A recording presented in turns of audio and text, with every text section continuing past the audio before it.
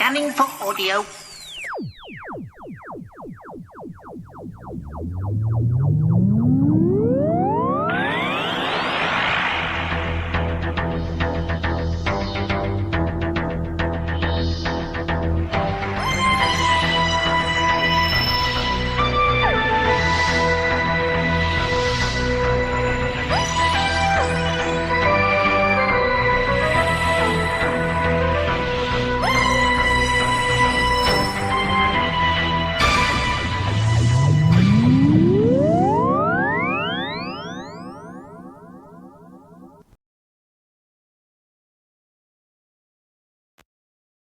Hello and welcome to a Tin Dog podcast. Now, I'll be talking about Ahsoka Episode 1 right now.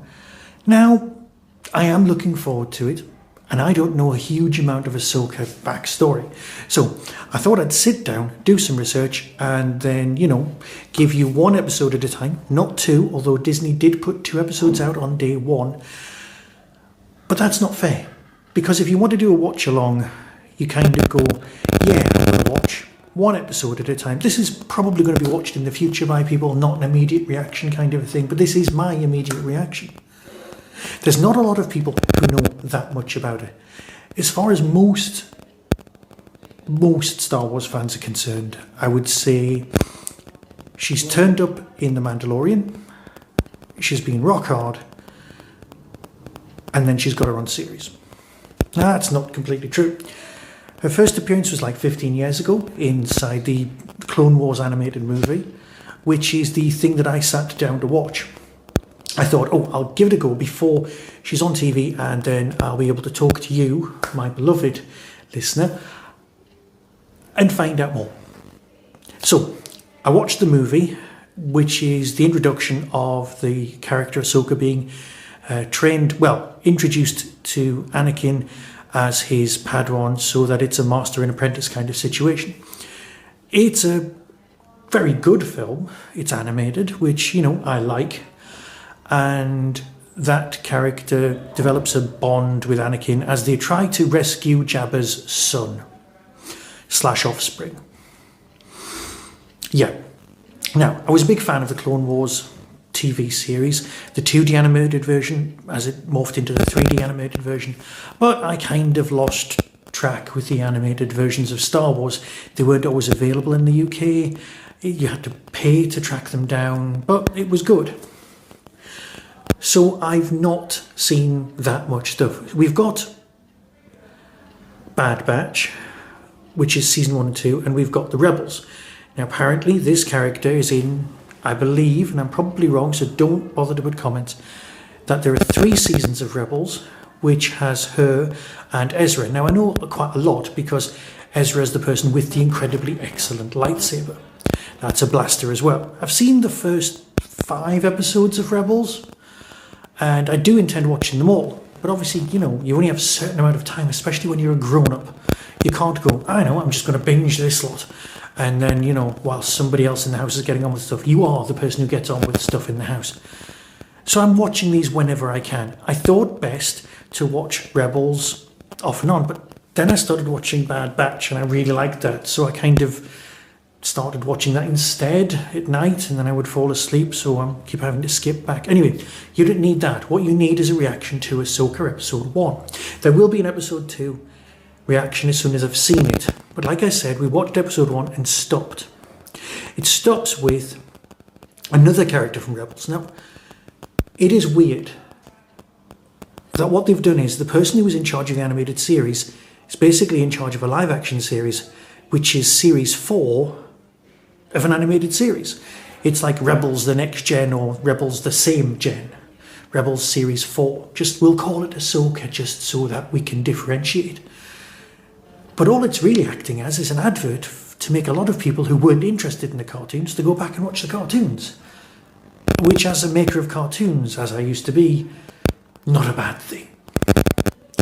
So, narrative-wise, you've got the Ahsoka character, you've got other characters from Rebels, you've even got the Kurgan from Highlander turning up to be the voice. Now, this week, this summer holidays, my family and I watched Good Omens Series 2. I convinced them to watch it. And because we were watching it, they weren't overly impressed. My daughter loved Series 1, I loved Series 1, my wife went, it's all right. Series 2 needs a lot of tweaking, a lot of work. For example, there's a whole thing about using the lift to get up and down from heaven and hell, and then having to use the stairs because there's so many of them. However, they just end up evaporating to heaven and hell at the end of the episode because they have the powers, so they could have done that anyway.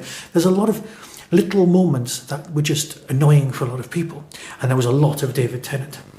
So as soon as we watch Good Omens, they go, thank God we've finished with that, we don't have to watch it anymore, which is obviously a great review. And then I get them to watch Ahsoka, and I can catch them at the corner of my eye staring at me. You've got us watching more David Tennant, haven't you? And yes, Tennant is back doing the voice. And let's face it, in the animated world, you've got Tennant doing one of the voices, and you've also got Tom Baker doing one of the voices of a big dragony thing. So Doctor Who actors being used in animated Star Wars is fine.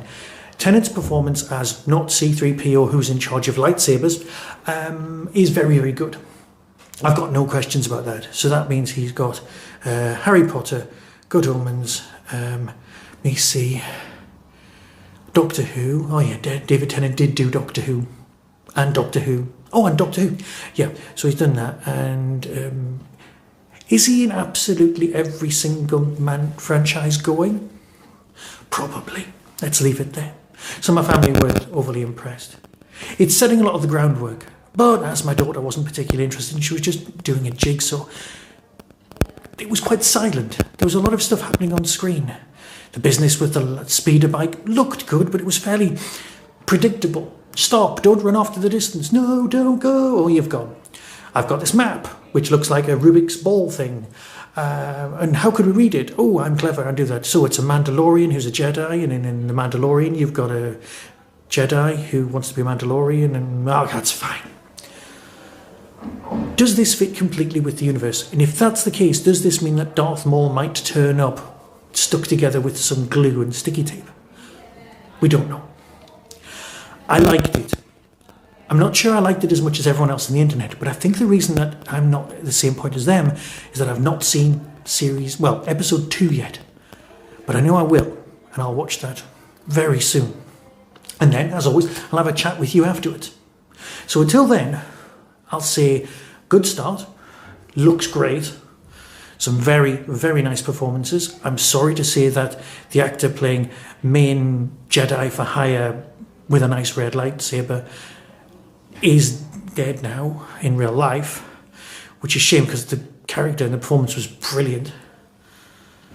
So until next time, when I'll be talking more of the same, be seeing you.